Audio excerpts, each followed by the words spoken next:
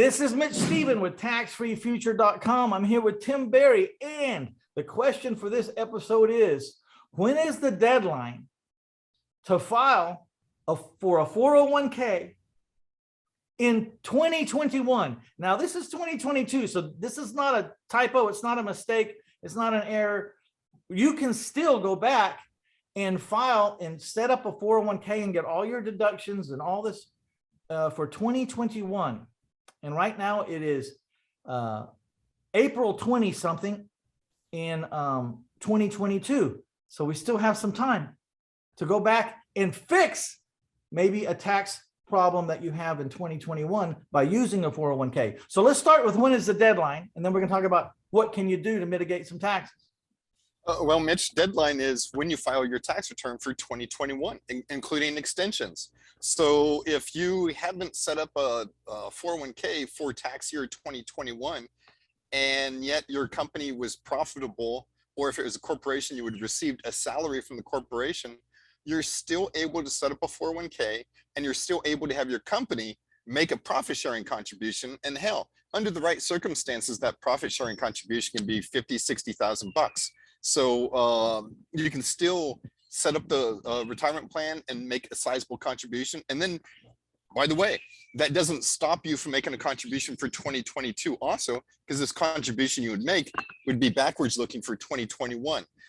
It's not going to be the perfect solution for everyone, but it's still a good solution for some of the people out there. Yes. So I remember, I thought, why in the world would anybody have anything but a Roth? And when I was just trying to build my wealth, that's how I looked. And then one day I became more and more successful. And then I discovered why you would want things other than a Roth. You needed a 401k because, in a Roth, you could put in $5,000 or $6,000 a piece, you and your wife, and that was it.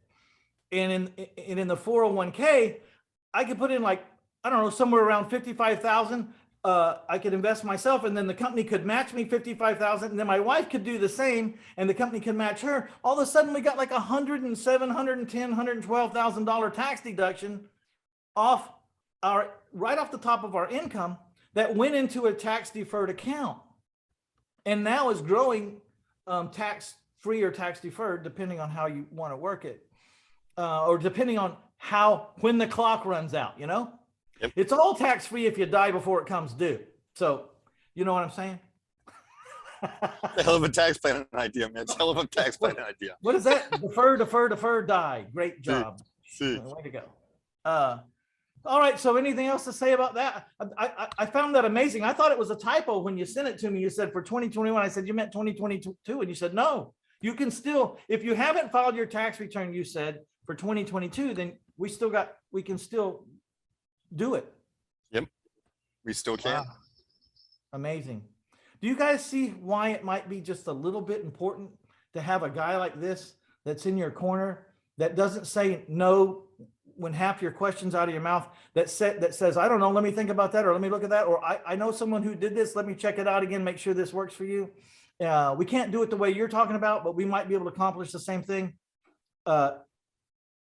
if we use a different angle. Who cares what angle we use, as long as we get the desired effect of what we're trying to do here.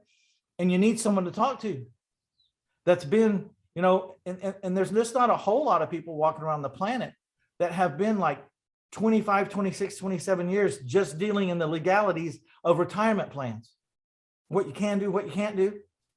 So that's why I value Tim. That's why when I talked to him, I said, I don't think there's enough people out there in the world that know this problem, that, that there's so many things you can do. I know one time I called you and I quit assuming that I knew things I could or couldn't do. One time I called Tim, I said, I can't do a 401k because I have one employee and it's my daughter, and she does too much. She has too many hours.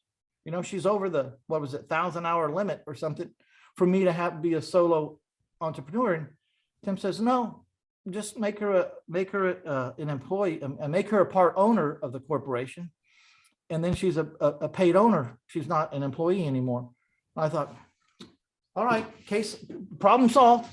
but if I hadn't have called and asked, or if I hadn't have told him why I thought I could not do something, he would have not had the chance to tell me, well, you can do it. You just have to make some adjustments so that we're in bounds.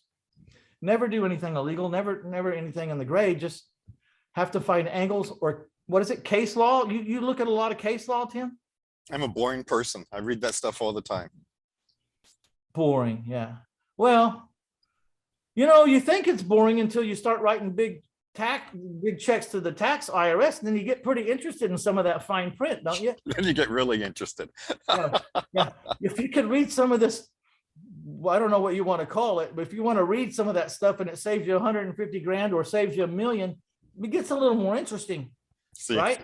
Yeah, it really does. All right, my friend. I'll see you in the next episode. I appreciate you. Thanks, Mitch. Take care. This is Mitch Stephen with taxfreefuture.com. We're out of here and off to the next episode.